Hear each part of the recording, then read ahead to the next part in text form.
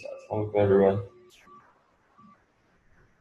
बीच में अगर connection disconnect हो जाए तो आप समझ जाइएगा, यानी कि अभी थोड़ी थोड़ी देर में ये कनेक्ट हो रहा है, नहीं कनेक्ट हो रहा। अच्छा, हमने जो लास्ट टाइम स्टडी किया था, हमने ये स्टडी किया था फ्रीडम ऑफ स्पीच। किसी का कोई क्वेश्चन है इससे रिलेटेड तो पूछ सकता है वो।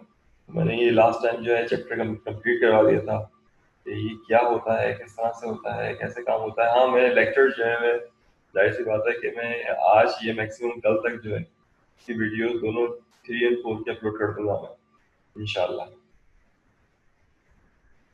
ये वाली बात है। इसमें कोई क्वेश्चन कोई पूछना चाहें आपको?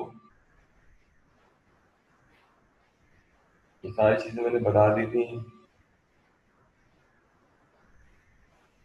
ओके, हम ऐसा करते हैं, चैप्टर नंबर 4 की तरफ चलते हैं। चैप्टर नंबर 4 है कॉपीराइट, इंटेलेक्चुअल प्रॉपर्टी या फिर कॉपीराइट। हम इसका जो है हमारे पास चैप्टर है। अच्छा, इस चैप्टर के अंदर ये है कि कौन सी चीज आप शेयर कर सकते हैं, कौन सी चीज आप शेयर नहीं कर सकते। कॉपिंग एंड शेयरिंग से रिलेटेड जो है वो चीजें हैं इसमें। Search engine and online libraries, कौन सी आप शेयर कर सकते हैं, कौन सी शेयर नहीं कर सकते। Free speech issues, free software issues for software developers. सही है। तो कहने का ये मकसद ये है कि पहली चीज हम लोग जो नॉर्मली कर रहे होते हैं कि हमें कोई डॉक्यूमेंट मिला, हमने सेव कर लिया अपने नाम से, उसको अमेंड कर लिया और उसको शेयर करवा दिया, ऐसा करते हैं। सही है। तो एज पर लॉ जो है ये अगेंस्ट द लॉ है कि अब कोई डॉक्यूमेंट किसी का बनाया हुआ है, किसी की चीजें हैं, किसी की इंफॉर्मेशन है, वो आपने यूज की। अच्छा, एक और चीज जो मैटर की जाती है, एक और चीज जो समझी जाती है उसके अंदर ये भी होता है कि अगर आप किसी की स्पीच के कंटेंट जो है वो उठा रहे हैं, यानी कि किसी का एक मेथड है, किसी का एक बोलने का स्टाइल है, या कोई जिसकी जो गाइडलाइन है वो एक सर्टेन गाइडलाइन को फॉलो करता है, आपने भी फॉलो करना शुरू कर दिया, तो ये भी अगेंस्ट द एथिक्स है। इस चीज को अगेंस्ट एथिक्स के अगेंस्ट माना जाता है। ये चीजें भी आ रही हैं इसके अंदर। तो ये क्वेश्चन आंसर से मैंने इसके बना लिए, क्वेश्चन आंसर में दिखा देता हूँ। सॉरी, इंटरनेट कनेक्शन जो है बार बार आपके सामने मैसेज आ रहा होगा। अच्छा, उसके बाद क्या है, responses for connect industries, ideas for software industries, expiration date with the software copying protection that prevent copying, heavy activation of restriction code, obtain code order to shut down internet bulletin board and website। देखिए, आपको मैं एक example देता हूँ। सही। मैं example बोल के दिखा देता हूँ।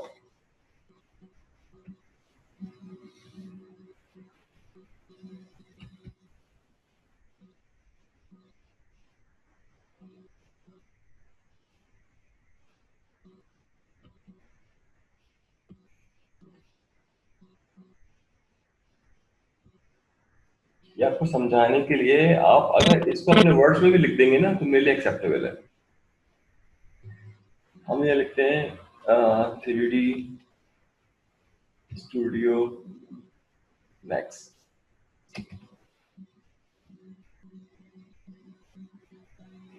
ठीक है, हमने ये लिखा। अब हम चले गए इसके अंदर।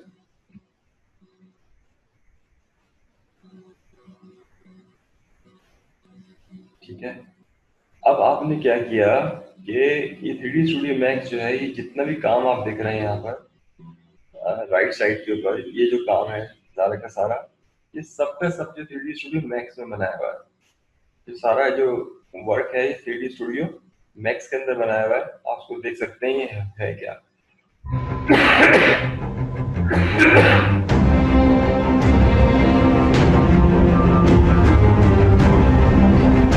यदि आप देख लेंगे तो बताऊंगा कि टूल कहाँ अप्लाई होता है।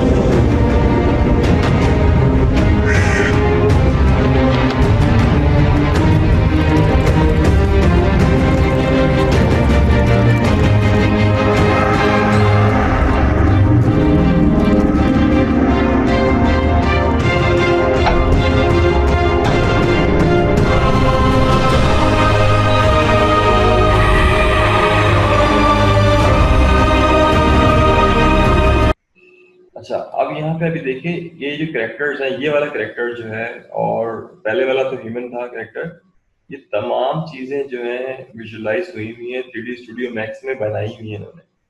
अच्छा, अब मसला क्या है, अब आपका सवाल होगा सर इस चीज का हमसे क्या ताल्लुक है, आपका क्वेश्चन ये होगा।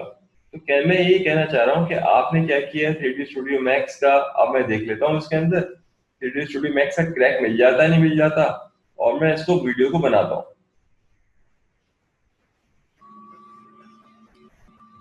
3D studio max download with crack, ये आप देख लीजिए।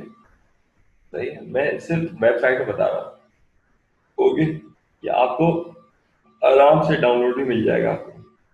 अब आपने क्या किया कि एक प्रोजेक्ट लिया, और प्रोजेक्ट लेने के बाद आपने उसको रेंडर किया, उसको बनाया, बनाने के बाद आपने इंडस्ट्री को सेल कर दिया। तो आप ये बताइए कि इसमें जो है आपने कोई गलत काम किया? कितने पाकिस्तानी स्टूडेंट्स तो कहेंगे हमने कोई गलत काम नहीं किया, हमने सही काम किया है, ऐसे ही बोलेंगे। मगर रूल क्या कहता है? रूल ये कहता है कि आप जो है वो इस जब तक इसका लाइसेंस नहीं लेते, अपने नाम पे कंपनी के नाम पे लाइसेंस बाय नहीं करते, और वो आप लाइसेंस शो नहीं करते अपने कंज्यूमर्स को, कस्टमर्स को, वेंडर्स को, कि हम इस चीज को बना के दे रहे हैं क्योंकि हम ये हमारे पास लाइसेंस है इस चीज का, या हमारा एमओयू साइन है इस चीज का, उसके बाद ये प्रोडक्ट न्यू होगी, तो अब वो प्रोडक्ट जो है वो लीगल मानी जाएगी। अब वो प्रोडक्ट लीगल मानी जाएगी, और लीगल मानने के बाद आपको उसकी पेमेंट जो है वो इंटरनेशनल रजिस्टर्ड सॉफ्टवेयर हाउस के थ्रू मिलेगी। सही है, तो आपके पास जितनी मॉडलिंग मैंने यहाँ आपको दिखाई, आपको जितनी मैंने आपको यहाँ चीजें दिखाई आप देख लीजिए, ये सारी चीजें जो है 3D स्टूडियो मैक्स में बनी हुई है। इवन ये कि अगर आप आइकन्स भी बनाते हैं, अगर आप आइकन्स भी बनाते हैं, माया भी है मौजूद इसमें, आइकन्स भी बनाते हैं, कोई भी चीज में बना रहे होते हैं, मगर आप इसको, देखिए फ्री टाइल भी लिखा हुआ है, ये देखें, ये लिखा फ्री टाइल। मगर जब आप प्रोफेशनलिज्म की बात करते हैं तो इसका लाइसेंस आपकी कंपनी के नाम होना जरूरी है। सही है, ये चीज मैं बताना चाह रहा था आपको। ठीक है, तो आप पॉइंट जो है वो ये लिख लीजिए कि हम बात क्या कर रहे थे। तो एक्सपायरेशन डेट, इसमें response of content industries, idea for software industry, expiration date with the software, और प्रोडक्शन प्रिवेंट्स कॉपिंग, एक्टिवेशन और registration codes, obtain our code order to shut down internet bulletin board and websites. अच्छा, copy protection that preventing copy. अच्छा, इसमें क्या हुआ कि आपने क्या किया, प्रोजेक्ट पे काम किया, और वो प्रोजेक्ट ये था, जैसे कि आपने ये मूवी का क्लिप देखा, या आपने कोई चीज बनाई इसमें, आपने वो देखा। अब आपके पास ये जो इसका कोड है, सही है, ये विदाउट रेंडर जो हमारे पास इमेजेस हैं, आपने क्या किया, ये किसी के हाथ लग गए। यदि किसी के हाथ लग गए तो इसने क्या किया, अपने हिसाब से इसको चेंज किया, अपना नाम लिखा और बना दिया। तो आज इतने पाकिस्तानी स्टूडेंट्स हैं हमारे पास, वही कहेंगे सर सही किया, क्योंकि जब हम प्रोग्रामिंग करते हैं सॉफ्टवेयर हाउस के अंदर, तो हम कोड जो है वो डाउनलोड करते हैं, उसको कनेक्ट करते हैं, और करने के बाद जो है हम उसको सेल आउट कर देते हैं। सही है, मगर जब हम इंडस्ट्री की बात करते हैं, सॉफ्टवेयर इंडस्ट्री की बात करते हैं, तो ये जो है अगेंस्ट द रूल है।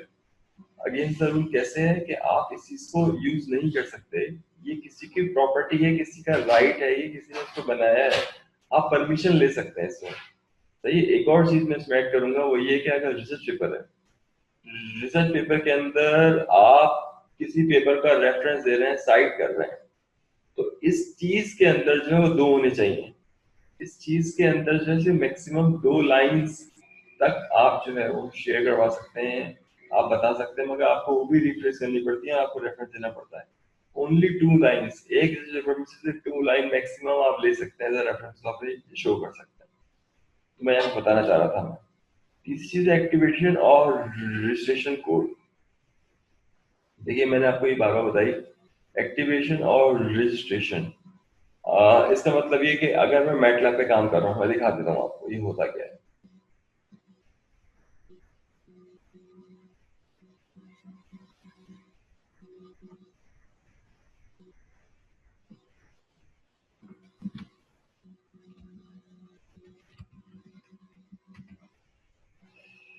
अब यहाँ देखिए कि मैटलैब जो है हमारे पास क्या है, crack free, download with activation की।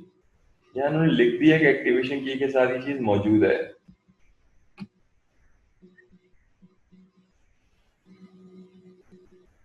अच्छा, अब आपने यहाँ पे देखा कि ये सब मौजूद है। अभी मैटलैब डाउनलोड कर सकते हैं, रजिस्टर कर सकते हैं, चला सकते हैं, सब चीजें कर सकते हैं। मगर जब आप कोई प्रोटोटाइप बनाते हैं मैटलैब के अंदर और वो सेल करने की कोशिश करते हैं, वो चीज शेयर करने की कोशिश करते हैं, तो आप उसको शेयर नहीं करवा सकते। क्यों? क्योंकि ये सॉफ्टवेयर आपके नाम पे नहीं है, इसका एक्टिवेशन कोड आपके नाम पर नहीं है। तो यहाँ आप जो है लीगली किसी और कंट्री के अंदर होंगे तो आपको एक क्राइम है, पनिशेबल क्राइम है, इट इज एन ऑफेंस। ठीक है, तो ये चीजें आपको समझनी है। उसके बाद क्या है, obtain code order to shut down internet bulletin boards and website. obtain code order, और वो कोड का ऑर्डर है कि जितने भी इंटरनेट बुलेटिन है, बुलेटिन बोर्ड्स हैं और वेबसाइट्स हैं, उसको बंद कर दिया जाए। अच्छा, ये क्या है आपके पास कि ये वो वेबसाइट्स हैं जो आपको बता रही होती हैं कि यहाँ पर ये लिंक है, यहाँ पे ये है, यहाँ पे यूं है, ये इस तरह से आपके पास एक ईरानी लिंक है। बल्कि मैं ईरानी लिंक को छोड़ देता हूँ, मैं एक लिंक है इसका, इस पे कोर्ट के बहुत सख्त ऑर्डर्स हैं, और उस वेबसाइट का नाम है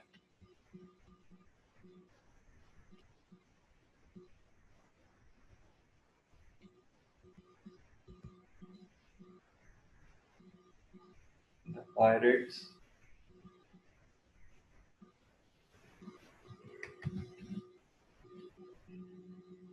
द पायरेट वे। इसका जो ओरिजिनल लिंक है वो मुझे दिख नहीं रहा।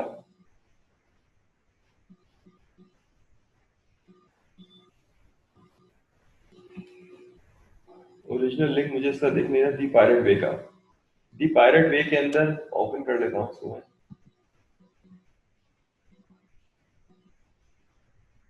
ये जो हम पढ़ रहे हैं इसी के अंदर ही तो, हाँ ये है, बिल्कुल बिल्कुल यही है। तो ये दी पायरेट वे ये वेबसाइट है। ये वेबसाइट जो है दुनिया की बदनाम तरीन वेबसाइट है। अच्छा, उसमें पूरी आपके पास ब्रिटिश गवर्नमेंट जो लगी हुई है, किस तरह से बंद हो जाए, अमेरिकन गवर्नमेंट लगी हुई है बंद हो जाए, यूरोपियन कंट्रीज लगे हैं बंद हो जाए। ये करते क्या है एक्चुअल में? ये कहते हैं कि हमारे पास हर चीज का इंफॉर्मेशन डिसिमेशन जो है वो कंफाइन नहीं होनी चाहिए, इंफॉर्मेशन डिसिमेशन सबके लिए ओपन होना चाहिए। फिनलैंड के अंदर, बेल्जियम के अंदर, स्कैंडिनेवियन कंट्रीज के अंदर ये जो रूल है वो ये कि इंफॉर्मेशन जो है आप सो कैद नहीं करेंगे, इंफॉर्मेशन को आप डेसिमेट करेंगे हर हाल में। अच्छा, अब ये क्या कर रहे होते हैं, इनको छापा मारते हैं, तो छापा मारते हैं, इनको पकड़ लेते हैं, ये कहीं और से खोल लेते हैं, फिर इसको फिर कहीं और छापा मारते हैं, फिर पकड़ लेते हैं। तो ये इस तरह की चीजें जो है इसमें हो रही होती हैं। तो यहाँ पे टॉरेंट्स वगैरह जो है आपके लिए अवेलेबल होते हैं। तो ये तमाम चीजें मौजूद है, तो ये नेगेटिव वेबसाइट मानी जाती है काफी ज्यादा, और ये नंबर 1 पे है। अब मैं इसका प्रूफ दिखाता हूँ, दी पायरेट बे। सॉरी, इंटरनेट का मसला आ रहा है आपको।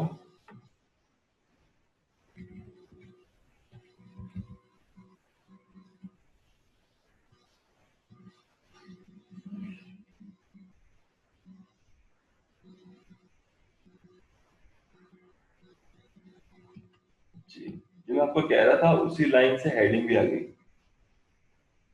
The Pirate Bay liable for copyright says ECG. सही है, तो आपके पास कहीं आपके सामने मौजूद है, पायरेट बे 10 ईयर एनिवर्सरी 2003 से 2013 तक।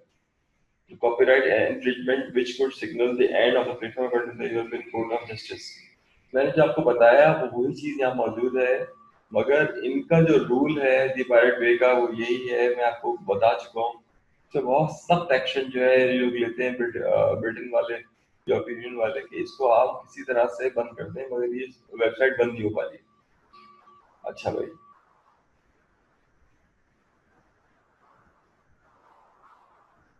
अच्छा, copying and sharing, response from content industries, banning, suing and taxing, ban or delay technology for copying and sharing via lawsuit। अच्छा, उसमें क्या है, बैनिंग, सू करना यानी कि किसी मुकदमा कायम करना, एंड टैक्सिंग, बैन और delay technology for कॉपिंग and sharing via lawsuits. सही है, तो आप क्या कह रहे हैं, किसी चीज को बैन करना या डिले करवाना टेक्नोलॉजी को for कॉपिंग and sharing via lawsuit. अच्छा, इसके अंदर जो है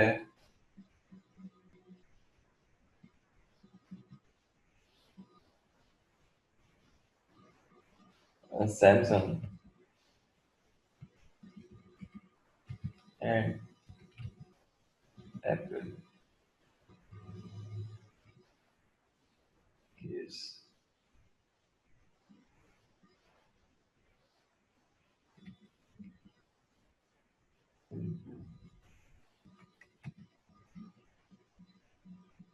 ठीक है। अच्छा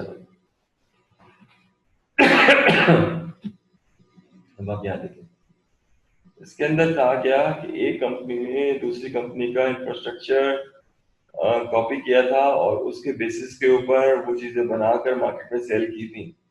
तो उस पे उनको फाइन भरना पड़ गया था 1 बिलियन का। $1 बिलियन का उनको फाइन भरना पड़ गया था सैमसंग वालों को।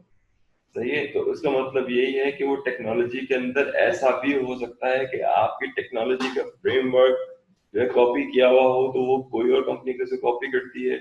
तो इट इज अ पॉसिबिलिटी कि आपको जो है या तो कंपनी बंद करवा दी जाए आपको, या आपको फाइन लगा दिया जाए, या आपको वो प्रोडक्ट को बैन कर दिया जाए सेल होने से। ये तमाम चीजें मैटर कर रही होती हैं। ठीक है, तो मैंने आपको ये बता दिया। Required that new technology include copyright protection, देखें चीजें आ गई इसमें। Tax digital media to compensate industry for expect losses. Tax digital media to compensate. अच्छा, इसके अंदर जो है आपके पास मैं आपको एग्जाम्पल बताता हूँ।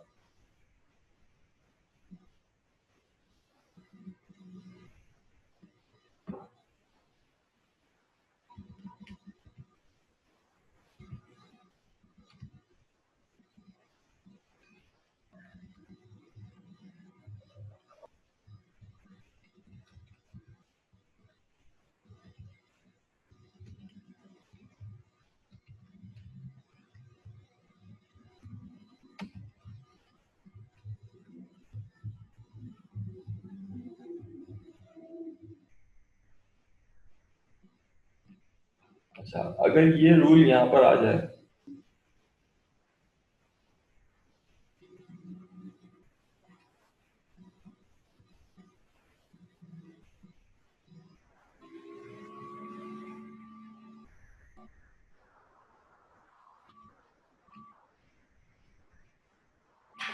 जी,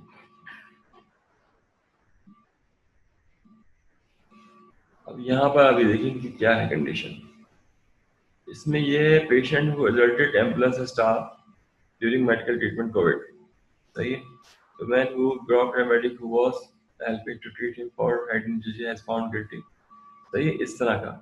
इसके अंदर मतलब यही है कि अगर कोई मेडिकल साइंस पे कोई बंदा है, वो आपका इलाज सही नहीं कर पाता, कोई मसला होता है ऐसा, या वो उस चीज का एक्सपर्ट नहीं है, और ट्रीटमेंट की वजह से पेशेंट की जान जाती है या जान जाने वाली होती है, तो आप उस पे केस जो है वो सू कर सकते हैं, आपसे सूट कर सकते हैं केस। तो मेरा कहने का मकसद यही है कि ये तमाम चीजें जो हैं ये कोर्ट का हिस्सा है। अच्छा, पाकिस्तान के अंदर ये चीजें नहीं होती। अच्छा, अच्छा उसके बाद क्या है, patient suffer as a strike of doctor continues. अच्छा, ये पाकिस्तान की बात है। अच्छा, अब यहाँ पे क्या हो रहा है, यहाँ पे पेशेंट मर रहे हैं, मगर डॉक्टर जो है वो कह रहे हैं हमारे पास 1,000 रुपए बढ़ाने चाहिए हमारी सैलरी के अंदर। तो यहाँ पे ये लड़ रहे हैं खड़े होके। तो दोनों चीजों में कितना फर्क है कि सर्विसेज ना ना देना, और वो सर्विसेज आपके लिए किस तरह से चेंजेस हो सकती हैं। अच्छा, उसके बाद है उसके अगेंस्ट में जो आपके पास कंपनी खड़ी होती है, वो कंपनसेशन डिपार्टमेंट होता है, जिसको हम कहते हैं इंश्योरेंस वाले।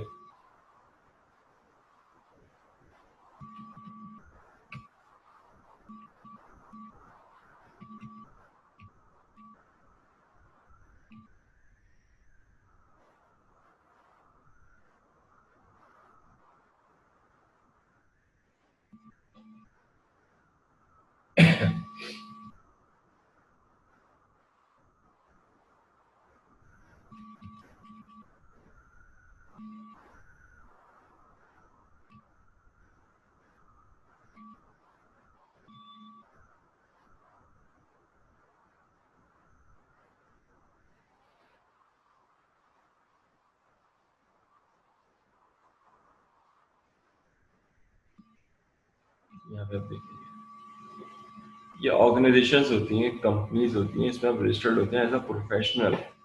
अगर आप बाहर होंगे, यूएस में होंगे, कनाडा में होंगे, तो आप एज अ प्रोफेशनल रजिस्टर्ड होंगे। तो आपकी एक जो है इंश्योरेंस आपकी ली जाएगी, उसके पैसे कटेंगे। अगर कोई मिसहैप हो जाता है, कोई प्रॉब्लम हो जाती है, तो इंश्योरेंस कंपनी आपके बिहाफ पे वो पैसा जो है पेशेंट को दे देती है। आई एम सॉरी, नेट नहीं चल रहा, I am really really sorry again.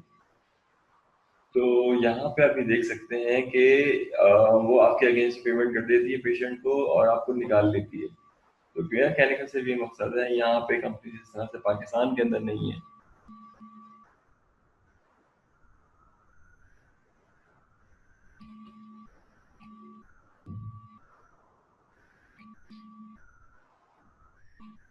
अच्छा, emergency medical services, paramedic staff emergency services that provide urgent pre-hospital treatment subject for serious illness injury transported different। अच्छा, इसमें मैं आपको बताऊं, इमरजेंसी मेडिकल सर्विसेज जो यूके की बात है।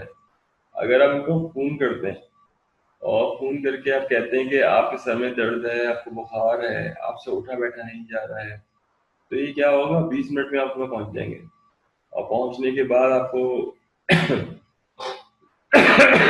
पहुंचने के बाद आपको लेके जाएंगे, और लेके जाने के बाद डॉक्टर को दिखाएंगे, और डॉक्टर आपको 2 गोली पैनाडॉल के दे देगा, और आप वापस घर पे छोड़ देंगे आपको। तो ये चार्ज कितना करते हैं? ये चार्ज करते हैं, एक वक्त जो लेके आए आपको छोड़ा, तकरीबन 200 पाउंड चार्ज करते हैं, 200 पाउंड जो वो चार्ज करते हैं एक वक्त का। तो कहने का मेरा मकसद यही है, ये तमाम चीज़ें मैं आपको दिखा रहा हूँ कि ये कैसे काम करती हैं, क्या काम करती हैं। तो इसी वजह से कहा जाता है कि मेडिकल बहुत महंगा है। अच्छा, उसके बाद finance, EMS funding and reimbursement can be transferred to the patient to promote more cost-effective care and recognize the professional healthcare role. MS provide their monthly fundamental shift in funding paradigm to one based on performance and patient care services।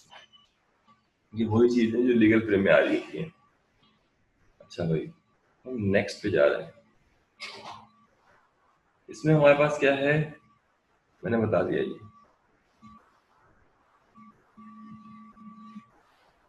Collection of techniques.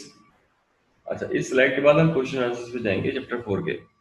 Copying and sharing, digital rights management, collection of techniques that control user intellectual property in digital formats, include hardware, software scheme using encryption. Apple, Microsoft, Sony all use different scheme of DRM, digital rights management. Digital collection of techniques that control user intellectual property in digital form। एक technique है जो कि intellectual property को control करती है digital format में। उसमें hardware, software, screen, तमाम चीजें। अच्छा, इसकी मैं आपको बताता हूँ ये क्या बात कर रहा है।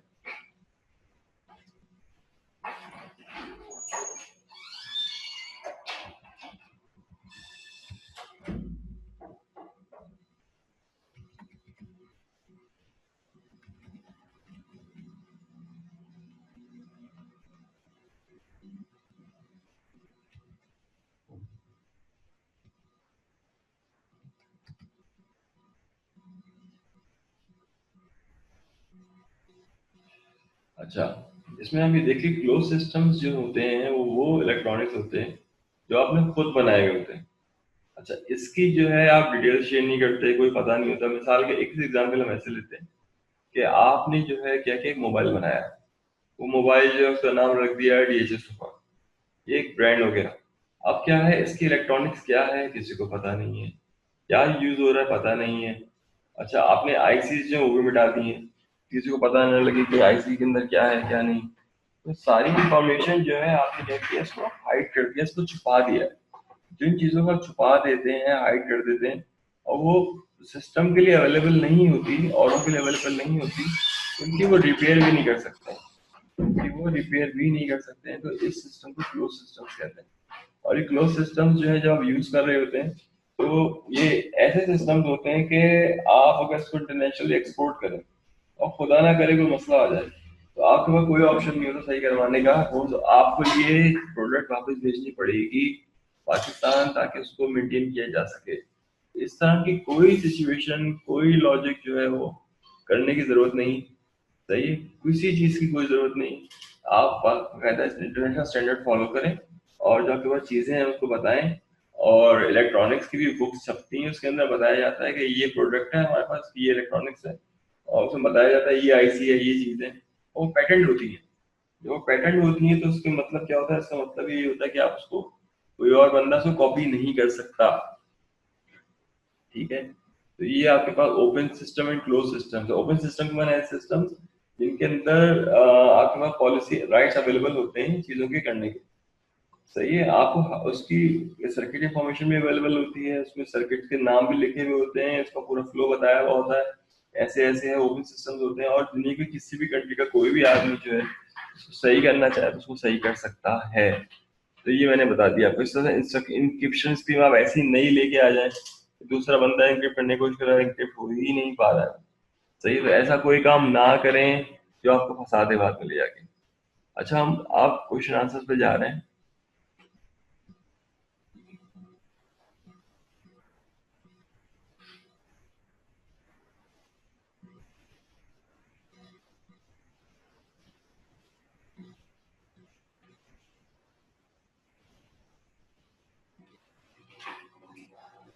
अच्छा, यहाँ पे क्या कंज्यूमर बिहेवियर है।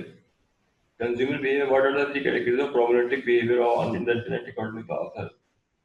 देखें, इसका मतलब क्या है कि बिहेवियर प्रॉब्लम जो है कुछ लोगों को होता है। बिहेवियर प्रॉब्लम कुछ लोगों को होता है, कुछ लोग देखें आपके पास क्राइम करने की तीन रीजंस होती हैं। क्राइम करने की, पहला जो है वो पैसे के लिए, मॉनेटरी बेनिफिट के लिए आप कर रहे होते हैं। दूसरा लस्ट यानी इज्जत शोहरत के लिए आप कर रहे होते हैं। और तीसरा जो है आपके पास, वो आपकी सेटिस्फेक्शन होती है, यानी कि आपको किसी को तकलीफ देकर, किसी को नुकसान पहुंचाकर आपको इंटरनल पीस मिल रहा होता है, खुशी मिल रही होती है। तो ये तीन चीजें होती हैं। तो ये तो तीन चीजों में से चौथी चीज नहीं है ये। अब इसके अंदर जो प्रोबेबिलिस्टिक बिहेवियर है उसमें हैकिंग। अब हैकिंग के अंदर आप कुछ, आपने क्या करना है, किसी की पिक्चर को देख के या किसी की पिक्चर को यूज करके क्या करना, कोई इसका हासिल तो कुछ भी नहीं है, मगर फिर भी हैकिंग कर रहे होते हैं। तो पहली वाली बात जो है वो यही है, पहला है problem hacking. Any form of crime you can imagine new versions. अच्छा, नए जो क्राइम के नाम है, वो तमाम के तमाम जो क्राइम्स माने जाते हैं। सही है? अच्छा, इसमें legal forms of gambling, solicitation of minor for the all.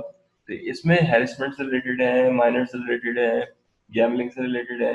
तमाम चीजें ऐसी हैं जो आपके लिए प्रॉब्लम, जो आपको करके जो है सुकून मिल रहा होता है। ठीक है। अच्छा, मैं इसकी एग्जाम्पल बताता हूँ आपको। बहुत सिंपल से एग्जाम्पल है। एक हम केस स्टडी पढ़ाते हैं बच्चों को। उस केस स्टडी में ये होता है कि आपके पास एक एयर होस्टेस का टेस्ट होता है। उस टेस्ट के अंदर होता क्या है कि उस टेस्ट के अंदर क्या होता है, या कि मल्टीपल एयर होस्टेस बैठी हुई होती हैं। अच्छा, इनका जो पेपर कलेक्शन का जो रूल होता है वो यही है कि लास्ट बेंच वाला सेकंड बेंच वाले को देगा, सेकंड बेंच वाला थर्ड बेंच को, थर्ड बेंच, इस तरह से चल रहा होता है ये। यानी क्या कर रहा है, आपके पास छह लड़कियां बैठी हुई हैं, तो छह अपनी कॉपी देगी पांचवें वाले को, पांचवी अपनी पांचवी अपनी कॉपी मिलाकर छठी के साथ मिलाकर देगी चौथी वाले को, चौथी वाली अपनी कॉपी मिलाकर यानी 4 5 6 हो जाएगी तीसरी वाले को, इसी तरह से। अच्छा, तो इसमें हुआ क्या, ये क्राइम की बात बता रहा हूँ। तो इस उस हेड हॉस्टेस ने क्या किया, उसे पता था कि कौन से नंबर की जो लड़की है वो ज्यादा जो इंटेलिजेंट है पढ़ने में, और वो क्लियर कर लेगी। अच्छा, उसके अंदर होता क्या है, आपके पास स्कैंट्रॉन टाइप की चीज होती है। मैं आपको दिखा देता हूँ स्कैंट्रॉन होता क्या है।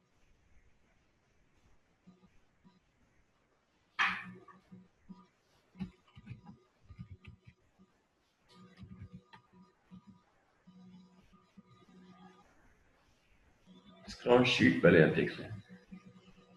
अच्छा, स्कैन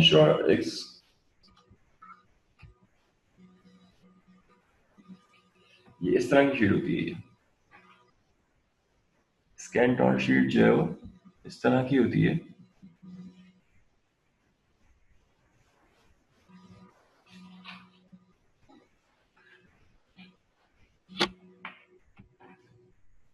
जी। अब इसके बाद जो है स्कैन शॉट, अब इस शीट के अंदर होता क्या है, ये सारे लिखिए। अब इसके अंदर यहाँ पर जो कहा जाता है लिखने के लिए, वो कहा जाता है कि अपना नाम आप जो है वो लिख दें ऐसे करके, अपना रोल नंबर आप ऐसे लिख दें। मगर बाज़ औक़ात क्या होता है कि इसके अंदर ABCD लिखी हुई होती है, उसमें आपने बॉक्सेस भरने होते हैं, और बॉक्सेस भर लेने के बाद आपका नाम बन जाता है, आपकी आईडी बन जाती है। तो जो आपकी जो सबसे पहले नंबर पे लड़की बैठी हुई थी, उसने क्या किया कि उस स्पेसिफिक स्कैनट्रॉन को निकाला, और निकालने में उसने नंबर मिटाया। नंबर मिटाने के बाद अपना नंबर उसमें डाल दिया, क्योंकि अगर उसका नंबर जो था वो क्या था, 6 था, इसका नंबर क्या था, पहला था। तो जो 6 को रिप्लेस, 6 को मिटाया, उसने वहां 1 लिख दिया, और अपना जो है 1 को मिटाया, उस जगह 6 लिख दिया, और उसने स्कैनट्रॉन जमा करवा दी। जब उसने स्कैनट्रॉन जमा करवा दी तो मेरिट लिस्ट में उसका नाम आ गया, जो पहली लड़की था, और जो 6 पोजीशन पे जो थी लड़की, उसका नाम नहीं आया, वो फेल हो गई। सही है। तो इस तरह के बहुत छोटे से, बहुत टेक्निकल टाइम के जो क्राइम्स हैं, ये एग्जीक्यूट किए जा रहे होते हैं, और ये तमाम तमाम चीजें जब ट्रैक होती हैं तो उसमें बहुत सख्त जो है सजा होती है। सही है। तो मैंने आपको इंटरनेशनल वर्ड से एक एग्जाम्पल, केस स्टडी समझा दी, होता क्या है। Etiquettes, a set of social conventions specifying how to behave when interacting on the net. इसका मतलब ये कि आप इंटरनेट का तो बिहेवियर कैसा है। आपने पाकिस्तानी का बिहेवियर आपने मैक्सिमम इंटरनेट पे देखा होगा, तो आप खुद शर्मिंदगी हो रही होगी, ये किस किस तरह की चीजें जो है नेट पे डाल देते हैं, किस तरह की बातें, किस तरह की गालियां नेट पे डाल देते हैं। That is against the ethics. ये चीजें सही नहीं मानी जा रही होती। सही। तो एथिक, तो एटिकेट्स दे मस्ट फॉलो। अच्छा बेटा, उसकी बात क्या है हमारे पास, what are the morally significant characteristics of communication on the internet. Global interactive scope, multi-directional interactive. Internet is communication from many to many. The internet puts this power in the hand of many, creating the possibility of interactive communication, this speed and ease on a global scale. अच्छा, देखिए पहली बात ही आपने internet पे बात करनी है, number one ये कि आपको एक लफ्ज में बता देता हूँ कि अपना मजहब छोड़ो नहीं, दूसरे के मजहब को छेड़ो नहीं। बस आपने इस सिंपल से लॉजिक रखनी है, यानी कि जो आपका रिलीजन है, आप अपने रिलीजन पे फॉलो रहें, आपने आप और आप दूसरे के रिलीजन के अंदर ना घुसे। ये आपका मेन जो है कॉज ऑफ कन्फ्रंटेशन होता है। आप अपने आप को अच्छा कर लें, सही है, दैट्स मच इम्पोर्टेंट। ये ज्यादा जरूरी है, रेदर देन आप किसी को अच्छा है बुरा बोलें। अच्छा, एनोनिमिटी के माने कि the person physical appearance and the sound of their voice are not available. अच्छा, पर्सन की फिजिकल अपीयरेंस मौजूद है, the sound of their voice are not available. देखिए आपने ये ऑलरेडी कई जगह पे देखा होगा, कई जगह पे देखा होगा कि होता क्या है। मैं आपको इसकी वो दिखा देता हूँ।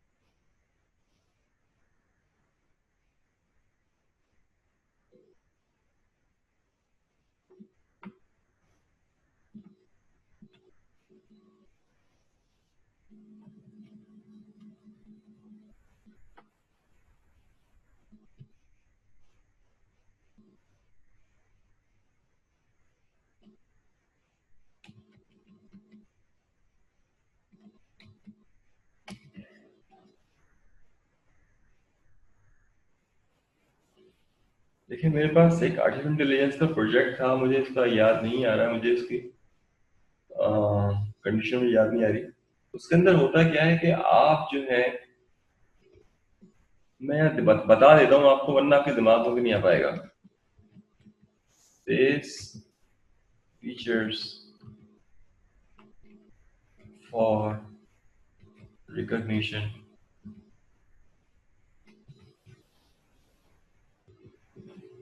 सही है। तो आपके पास क्या है, इसके फीचर्स यहाँ पे आ गए।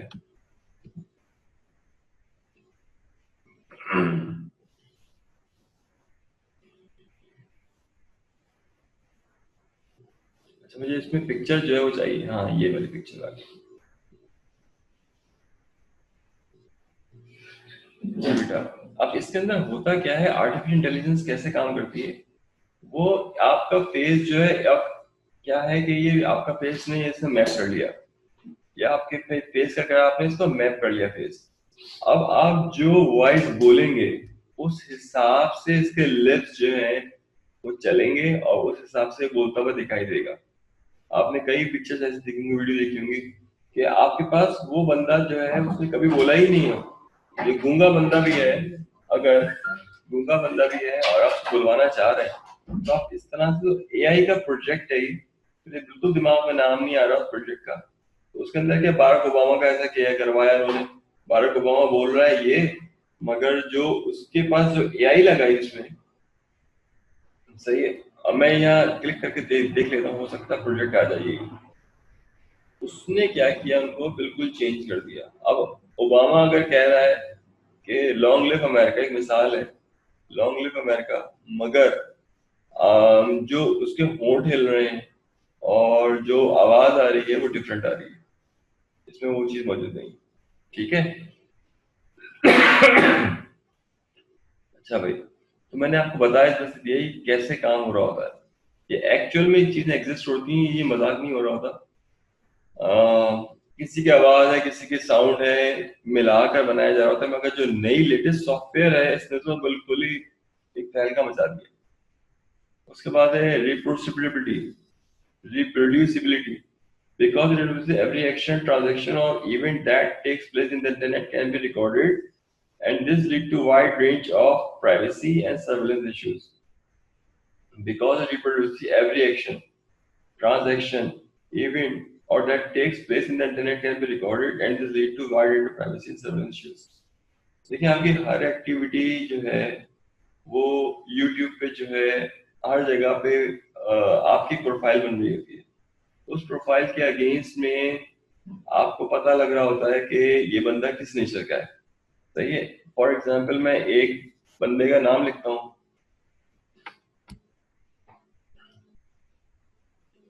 नाम लिखता हूँ, लेट से मैं लिखता हूँ आमिर लियाकत।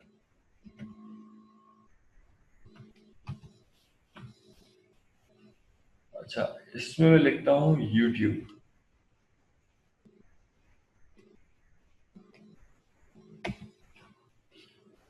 अच्छा, अब जब मैं इसको क्लिक करूंगा ना, मैं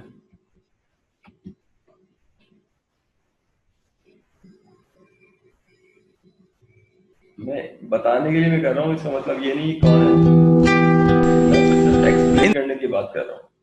अच्छा, ये इनकी अपनी वीडियोस हैं, ये इनकी अपनी, उससे आपको आइडिया हो जाएगा कि ये बंदा जो है किस टाइप का इंसान है, ये आपको जरूर आइडिया हो जाएगा।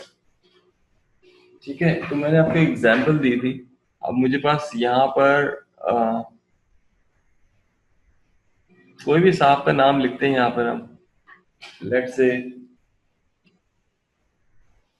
कोई भी नाम लिखते हैं, मीडिया का कोई बंदा, एक बाबर अली, मुझे बिल्कुल मीडिया के लोगों का पता नहीं है, कम लोगों को मैं जानता हूँ। अच्छा, अब आपने क्या किया है कि इस तरह से अगर आपके पास वीडियोस जो हैं यहाँ मौजूद हैं, तो अगर आप इनके चैनल पे जाते हैं या इनके इस प्रोफाइल पे जाते हैं तो इसके अंदर जो इनकी जो पास हिस्ट्री होती है उसके बेसिस पे वीडियोस आपको आइडिया मिल रहा होता है कि क्या है बंदा ये। ठीक है, तो आपके पास तमाम चीजें इससे पता लग रही होती हैं क्या है क्या नहीं है। मुझे इसकी डिटेल्स जो है वो अभी पता नहीं है, तो डिटेल्स का मतलब ये है कि आपका कोई ऐसा यूजर हो, आपका कोई फ्रेंड हो, उसका जैसे हम नाम लिखेंगे, उसके अंदर वॉच वीडियोस जो है उसकी, उसके आप बेसिस पे आप पता लगा सकते हैं इसका नेचर क्या है।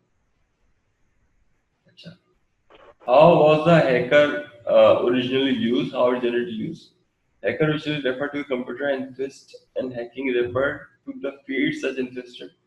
Enthusiasts were able to accomplish. Hacker were individuals who loved computer and would spend hours and hours figuring out how to do clever things on them. देखें, आपको किसी की इंफॉर्मेशन को निकालना, उसको ब्रीच करना, उसको देखना, अगर आपको शौक है और आप जो है कंप्यूटर के एक्सपर्ट हैं, तो इसका माने ये है कि ये आपके पास एक आदत पड़ जाएगी आपकी कि आप देखना चाहते हैं कि लोग क्या वीडियो देख रहे हैं, क्या फोटो शेयर करवा रहे हैं, क्या हो रहा है, किस तरह से हो रहा है, ये सब चीजें इस तरह से मेंटेन की जा रही होगी। तो how was the term hacker originally use, how it is generally use, how.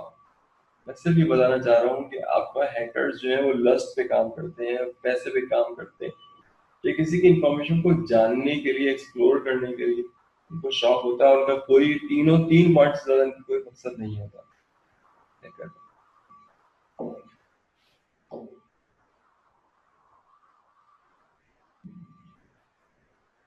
अच्छा, what are the four argument that can give in the defence of hacking. अच्छा, इसमें कुछ लोग ऐसे होते हैं जो कहते हैं कि हैकिंग करना सही है, हैकिंग करना सही है, कुछ लोग ये कहते हैं, उस बात पे बहुत ज्यादा मस्जिद होते हैं। All information should be free. अब आप क्या कहते हैं, ब्रेक इन करते हैं, ब्रेक इन करके कोई इन्फॉर्मेशन निकाल लेते हैं, कुछ कंप्यूटर को खराब कर देते हैं, कुछ कंप्यूटर की फाइल जो कॉपी कर लेते हैं, कुछ लोग जो है वो इन्फॉर्मेशन को अपडेट कर देते हैं। अच्छा, ये तमाम चीजें जो है नेगेटिव होती हैं, सही है। ये सब चीजें क्या होती है, नेगेटिव होती हैं, और ये नेगेटिव ही मानी जाती है कि आपके यूजर जो है वो चाहता क्या है। आपका यूजर जो है वो चाहता है कि आपको शौक क्या है। कुछ लोग होते हैं ना, उनको बहुत शौक होता है दूसरों की इंफॉर्मेशन के वो जानने का।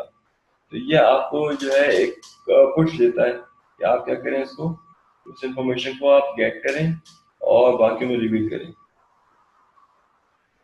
अच्छा, what are the counter each of these arguments? If it cause harms, it violates legitimate privacy, protect rights, it often deprive users of access to their own computer system and to the internet, and it compels investment security. When the invested resources might have used for other activities, the argument is defense of hacking are not convincing. Hacking is unethical and has been made illegal. लेकिन जो चीज़ illegal है वो चीज़ illegal है। आप कितने arguments दें कि आप किसी की प्राइवेसी को आप ब्रीच नहीं कर सकते, किसी की प्राइवेसी को आप जो है वो शेयर नहीं करवा सकते, इलीजिटिमेट वीडियोस जो है आप नहीं बना सकते। अच्छा, is there a morally significant difference between those crimes committed on the internet that can also committed without the internet. अच्छा, इसमें कोई फर्क है क्राइम में जो आप इंटरनेट पे कर रहे होते हैं और वही क्राइम जो आप फिजिकल कर रहे होते हैं। देखिए, क्राइम तो क्राइम ही है, भले आप ये करें। अच्छा, मैं एक एग्जांपल देता हूँ इसकी, और वो एग्जांपल के बाद 6 पे हम एंड कर रहे हैं इसको। अच्छा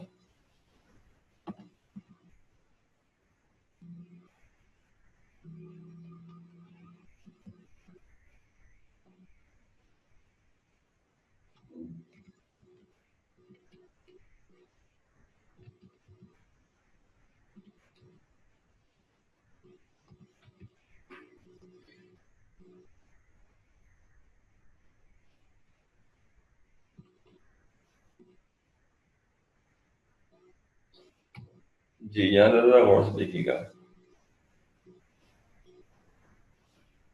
तो सऊदी अरब के अंदर जो प्लेजरिज्म है उस पर उन्होंने पेपर लिखा है। देखिए, सऊदी का जो रूल है बड़ा सख्त है, बहुत ज़्यादा सख्त है रूल। इसके मतलब यही है कि अगर सऊदी में कोई बंदा किसी का information research without any citation और रेफरेंस अपने पेपर में डालता है, तो वो समझ लीजिए कि उसका जो क्राइम है वो चोरी के बराबर होता है, और चोरी के बराबर वो क्राइम माना जाता है। और उसकी सजा ये होता है कि आपकी जो छोटी वाली उंगली होती है, उल्टे हाथ की छोटी उंगली से काट देते हैं। सही है, तो ये उसके पास क्राइम है। अच्छा, उसके बाद यहाँ पे आप देख लीजिए,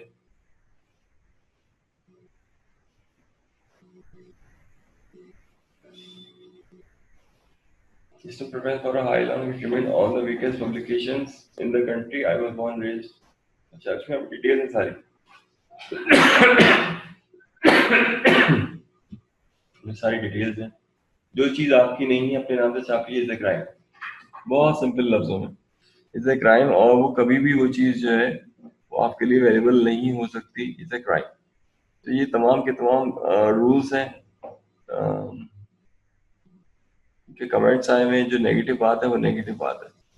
अच्छा, अब हमारे क्लास का टाइम अब हो चुका है, और हो चुका है। मैं आपको वीडियोस अभी शेयर करवा देता हूँ, अटेंडेंस का भी मैं आपको लगा देता हूँ अटेंडेंस। हमारे पास जो स्टूडेंट्स हैं राइट नाउ, दे आर 10। और ये हैं आपको अब्दुल्ला नासिर, अली अनवर, अली असलम, अरीफा फारूक। और मैंने ये कहा था आपके सीआर को, भाई मेरे पास एक दिन आ जाए, ताकि मैं चीज़ों को कुछ और सॉर्ट आउट कर लूँ। कोई दिन निकाल के फराज फराज क्या नहीं, कोई दिन निकाल के मेरे पास आ जाए तो आपके लिए ज़्यादा बेटर होगा, ताकि हम चीज़ को एक्सपेडाइट करें और इसको ख़त्म करें। Okay, thank you so much for your time, thank you so very much. Okay, Allah हाफिज़।